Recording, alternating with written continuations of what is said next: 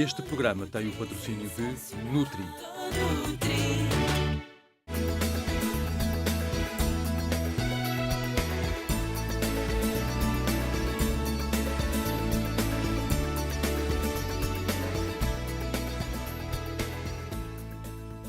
Olá! Como combinado, estamos cá consigo para mais um Viva Saúde. Conhece alguém que esteja com febre, hemorragias, pele amarelada e mucosas, suores, arrepios ou dores de cabeça? Então leve-a imediatamente ao hospital, porque pode estar perante um quadro de febre amarela, uma doença que causa a morte de cerca de 30 mil pessoas por ano. Convidamos o professor Jorge Atoguia, infecciologista e especialista em medicina tropical, para nos esclarecer melhor sobre esta doença infecciosa. Olá, professor, como Olá, está? bem, muito obrigado. Pode-nos explicar então o que é exatamente a febre amarela? A febre amarela é uma doença provocada por um vírus e este vírus é transmitido por um mosquito. Portanto, temos os dois componentes da doença, sendo o vírus, que é um organismo que é difícil de tratar e de debelar em termos de medicamentos, e, por outro lado, a sua transmissão, que tem que ser feita através de um vetor, que é um vetor alado, um mosquito. Esta doença é uma doença que é conhecida desde há vários séculos e teve espalhado, digamos assim, por todo o mundo. Há até, do ponto de vista histórico, relações interessantes entre este facto de se chamar amarela e os avisos que se faziam às populações ou às pessoas que chegavam a determinados locais com uma bandeira que era içada nessas cidades. Isto acontecia muito nos Estados Unidos, para de longe os visitantes verem que aquela cidade tinha uma epidemia de febre amarela. E a bandeira que era içada era uma bandeira amarela. E é engraçado, depois há uma relação entre esta questão da febre amarela e da cor da bandeira com os problemas das doenças transmissíveis, sobretudo no mar. A bandeira dos navios em quarentena é uma bandeira amarela. Isto quer dizer, no fundo, que era uma doença que era conhecida em muitos continentes. Muito antiga, não é? Muito antiga. Por exemplo, no século XIX, princípio de meados do século XIX, houve o maior surto de febre amarela na Europa e foi em Lisboa. E morreram, inclusivamente, familiares do rei, na altura. Nos finais do século XVIII, a situação nos Estados Unidos era tão preocupante que o Rockefeller fez a sua própria fundação e distribuiu imensos fundos para se conseguir produzir uma vacina. E a vacina da febre amarela é das primeiras vacinas que foram utilizadas em larga escala para combater a doença. E a prova de que a vacina é uma ótima vacina é que ela mantém-se mais ou menos idêntica àquela que foi sintetizada no princípio do século XX, e toda esta incidência da doença, portanto, estas zonas que tinham doença, deixaram de ter. A doença está neste momento fixada em áreas particulares da América do Sul e da África. Em África, em que áreas neste momento ainda existe o surto da febre amarela? A febre amarela cobre, ou pelo menos pode ser transmitida, nos principais países da África Ocidental, abaixo do Saara, e em alguns países da África Oriental. Digamos que o limite inferior da necessidade das pessoas que vão para estas zonas ou para as populações fazerem a vacina, isto quer dizer que não há riscos de transmissão, portanto, nós separamos os países com risco de transmissão, é necessário vacina. Claro. Sem risco de transmissão não é necessário vacina. Portanto, se virmos quais são os países que não têm risco de transmissão, pela parte sul da África, a Namíbia, Botsuana e Moçambique, e depois para sul, não têm riscos de transmissão, mas de Moçambique para norte existe risco de transmissão até cá acima, ao Uganda. Do mesmo modo do lado da África Ocidental, a partir do Senegal para sul, a maior parte dos países necessita de ter os cuidados vacinais, quer para as pessoas que vivem nestas zonas, quer para as pessoas que vão para estes países. Mas existe algum surto neste momento? O surto, a minha informação de hoje é que há um surto na Serra Leoa, numa zona rural. Isto normalmente acontece em zonas rurais, zonas florestais, porque... E ataca logo os macacos, não é? Esse é o ponto fundamental do ponto de vista da epidemiologia da febre amarela. A vossa introdução pode fazer pensar que qualquer pessoa que tenha alguns daqueles sintomas, possa ter febre amarela. Não é bem verdade. Nós, É para mais termos uma febre altura de amarela, surto.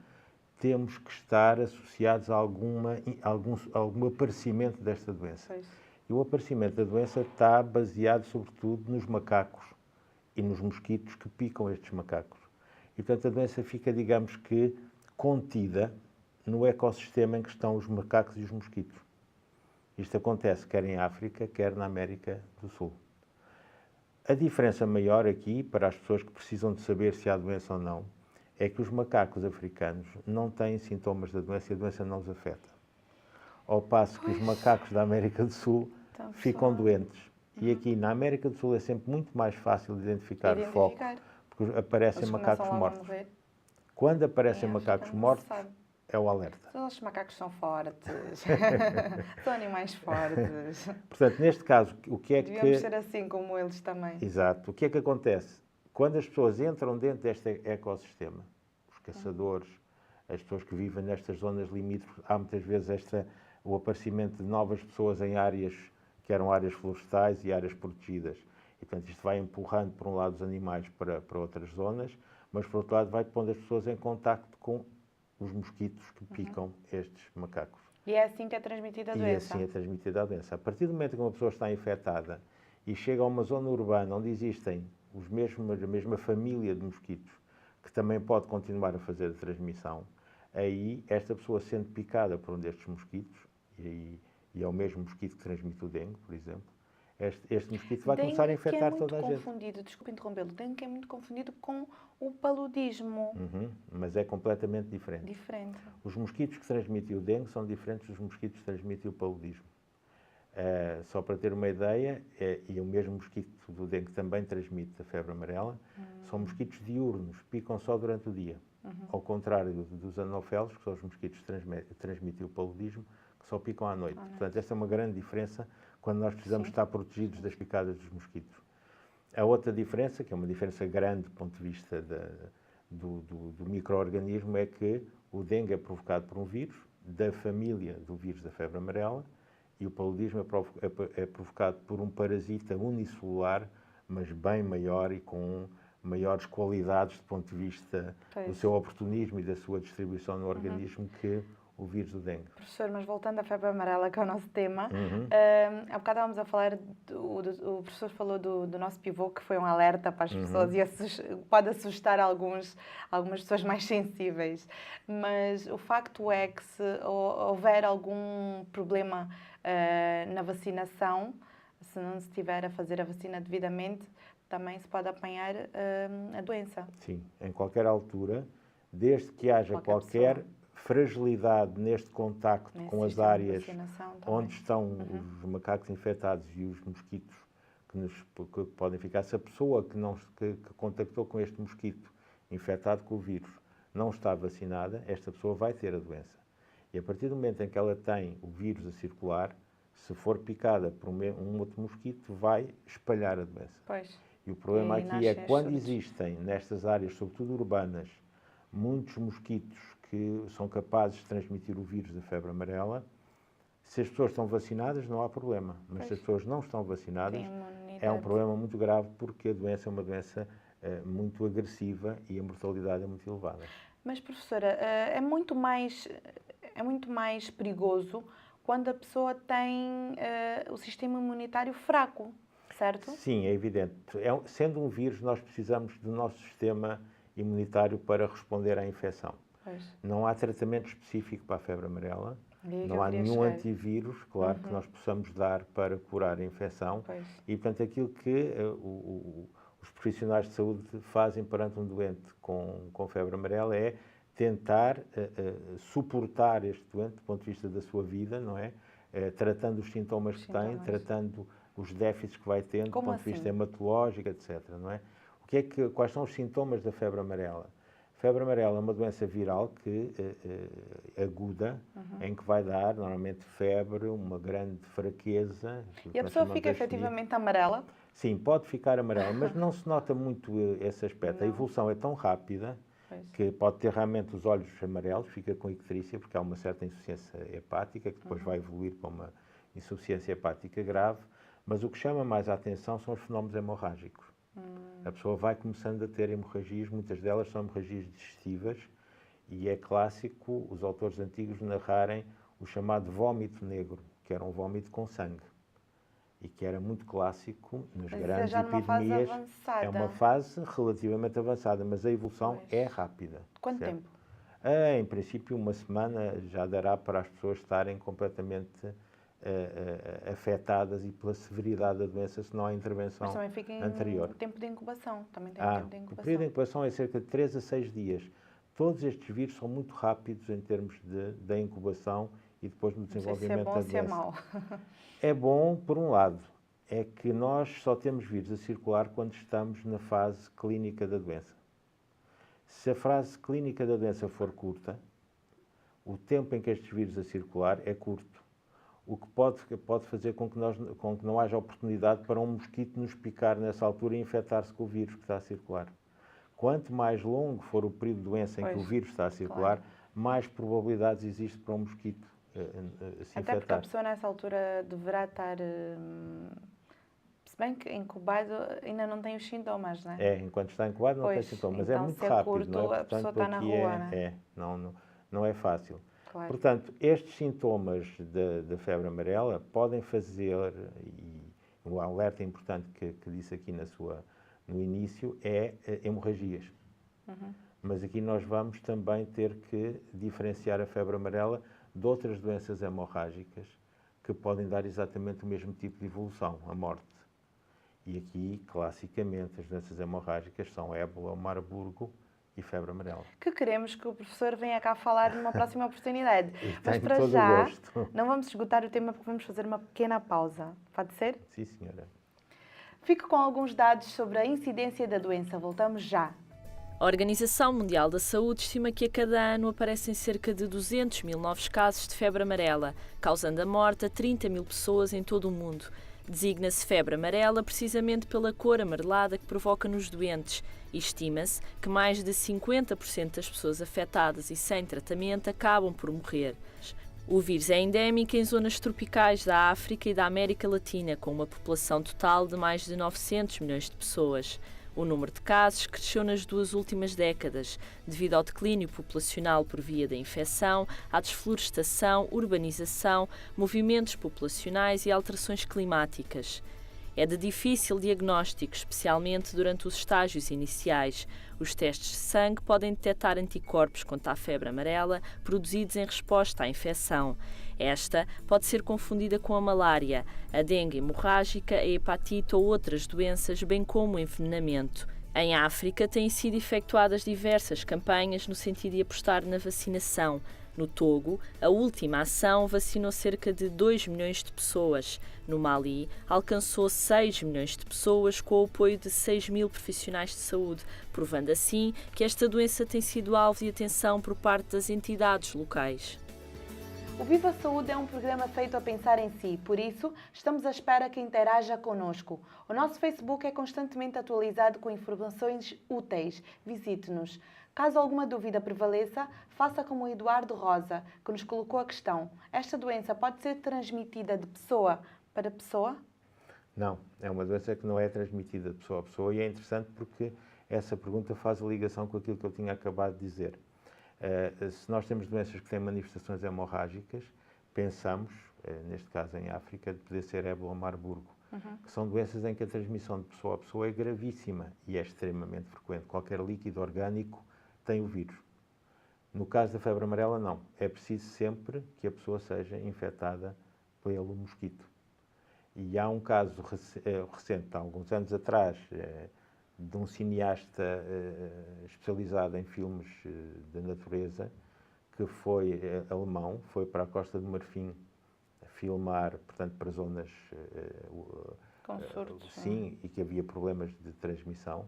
Em Não zonas fez rurais. a vacina da febre amarela e iniciou um quadro de febre com manifestações hemorrágicas. Foi evacuado para a Alemanha e durante este período em que ele foi evacuado, houve um grande terror em termos europeus, que havia um caso de ébola que estava a circular na Europa e, portanto, havia esse risco. Chegou-se à conclusão que não era ébola, mas sim febre amarela, E, portanto, os riscos de contágio que este indivíduo poderia ter para as pessoas com quem contactava desapareceram imediatamente a Pois. partir do momento em que foi febre amarela.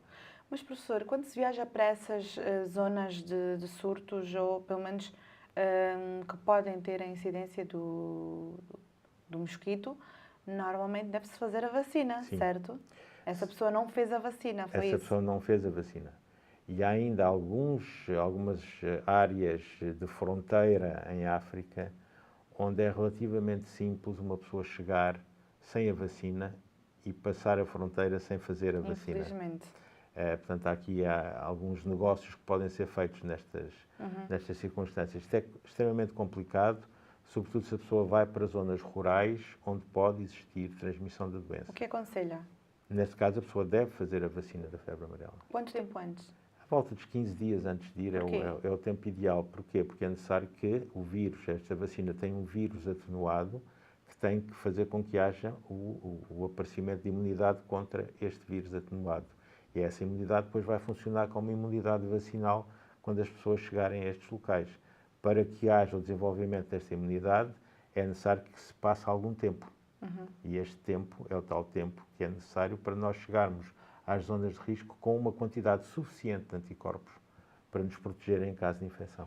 E se porventura acharmos que, passando um repelente que nos protege, Não é o mais seguro e há que já que aproveitar. passa pelo mosquito, Nós temos tão poucas vacinas para estas doenças tropicais e, sobretudo, para doenças tropicais que têm uma grande probabilidade de serem mortais, que devemos aproveitar o facto de termos essas vacinas.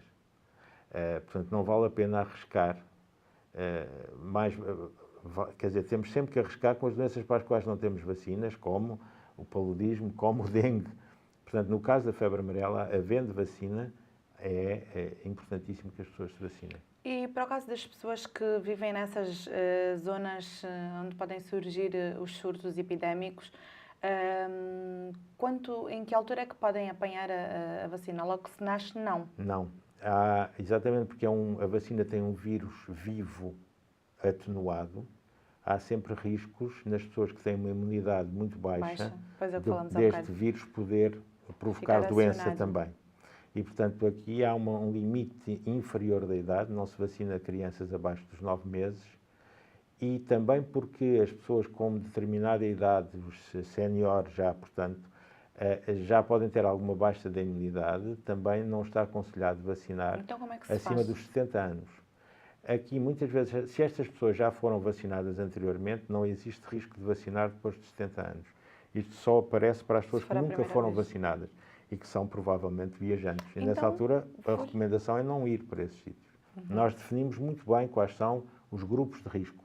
Já vimos as crianças, já vimos os mais idosos e também aqueles que têm, mas têm doenças que provocam por si só baixa da imunidade. Por exemplo, os indivíduos infectados com o VIH, com determinada carga, quer do vírus, quer incapacidade do ponto de vista da resposta das suas células de defesa, aquilo que nós chamamos Se há doença os que baixa a CD4, não é? imunidade, Exato. E, portanto, essas Vacina. pessoas que têm, e que está definido os valores a partir dos quais nós decidimos não vacinar. E só no caso de terem realmente valores mais baixos das suas células de defesa, dos CD4. Então põe-lhe outra questão. Uma anemia pode baixar a imunidade e ser Não tem problema um nenhum. caso para não se Não. vacinar? Não. Não. A resposta imune não tem nada a ver com a sua anemia. Uhum. Poderá ter relação se a sua anemia for uma anemia provocada por causas nutricionais, em que não há também determinado tipo de substâncias, proteínas, Pessoas que não se etc., para alimentam que haja. bem, que não têm Claro, mas a anemia por si só não. meios. E não é razão para não se vacinar, porque a quantidade de vírus que são inoculados não são suficientes também para, nessas condições, existir contraindicações à vacina. Nos casos Há uma contraindicação importante Sim, diga. e que em África muitas vezes não se sabe se existe ou não, que é a alergia ao ovo. A vacina é desenvolvida em embrião de galinha e, portanto, as pessoas que tenham alergia ao ovo vão fazer alergia à vacina. E o que é que acontece nesse caso? Tem manifestações alérgicas que podem ser muito graves. E o Portanto, que- essas o pessoas que se não pode podem fazer? fazer a vacina. E se o fizerem, o que é que acontece? Podem ter uma manifestação grave Sim, de mas alergia, e uma tem que crise ir ao médico anafilática e têm que fazer cortisona e têm Ah, que ok. ter apoio, não é? Logo, imediato. Logo. Podem fazer um edema da glote, podem fazer manifestações gravíssimas do ponto de vista da sua alergia. As pessoas, a população carenciada que não tem, se calhar, tanto acesso a uma boa alimentação e uma vida saudável, no caso de tomar a vacina, que tipo de consequências pode ter? Apenas a ativação do vírus ou não? Não, nem isso. Não é Nem razão isso. para isso. O Não é facto de razão para poderem nunca ter tomar a alguma vacina. desnutrição não é razão para não levar a vacina. Ok. Devem levar a vacina, devem fazer a vacina, deve-se aproveitar o facto de podermos ter esta possibilidade de ter Essas uma campanhas de cobertura. vacinação do Até porque a Estado, vacina que às é vezes uma vão às vacina ruas, às barata, escolas. percebe?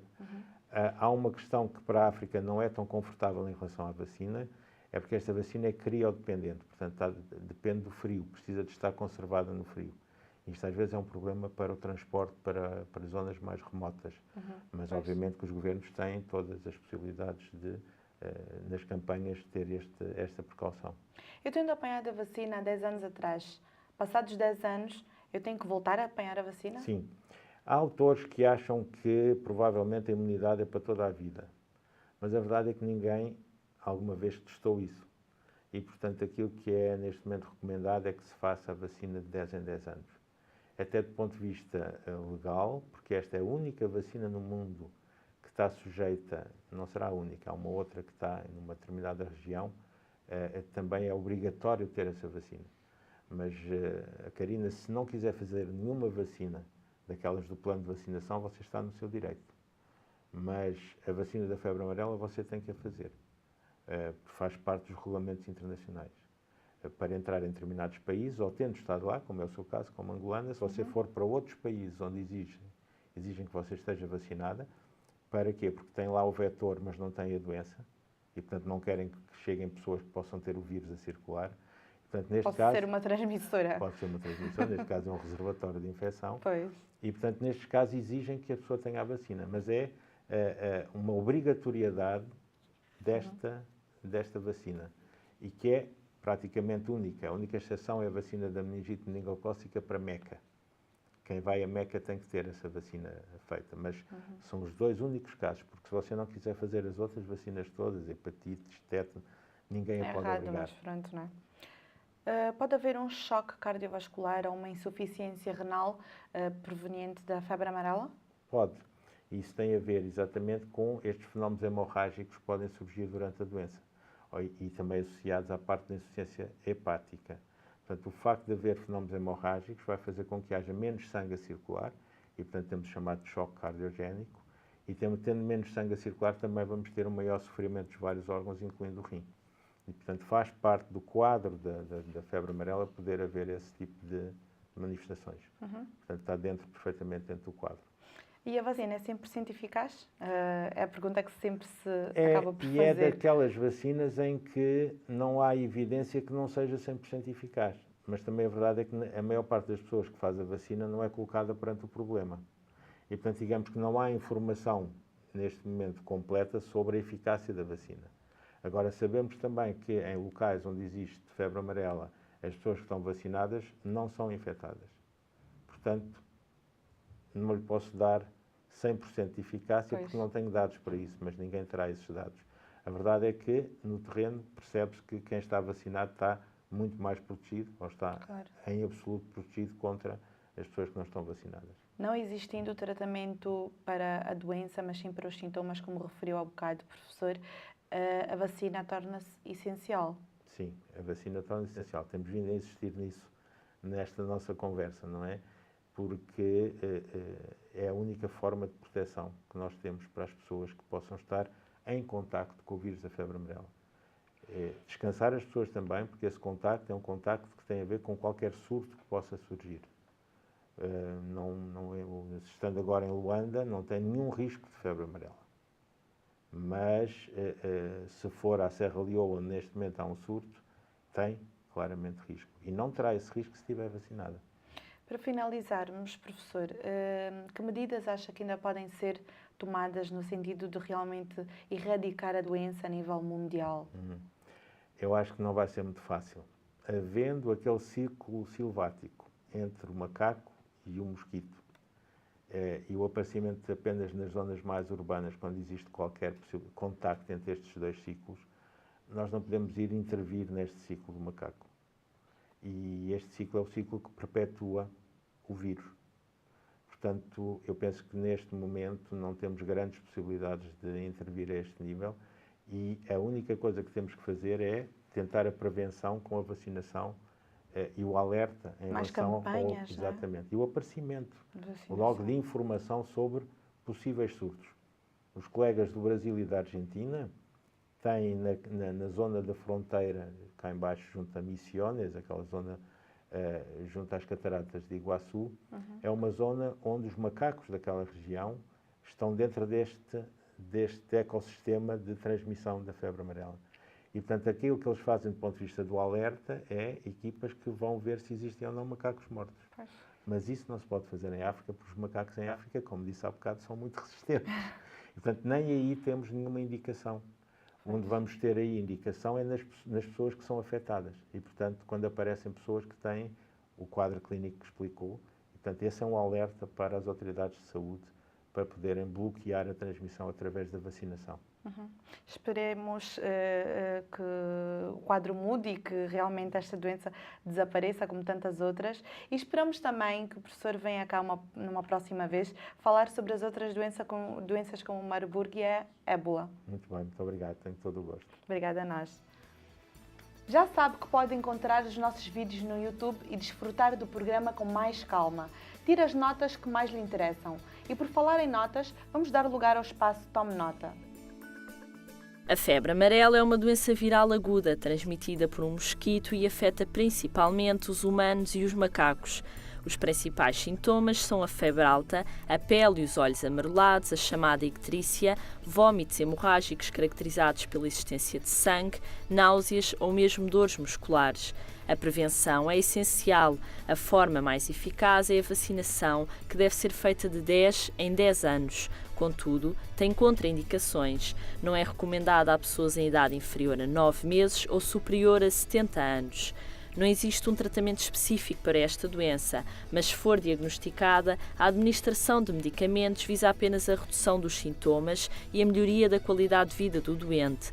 Se teve contacto próximo com o foco viral e não foi vacinado, consulte imediatamente um especialista, previna-se e evite a transmissão desta doença. E assim termina mais um Viva Saúde.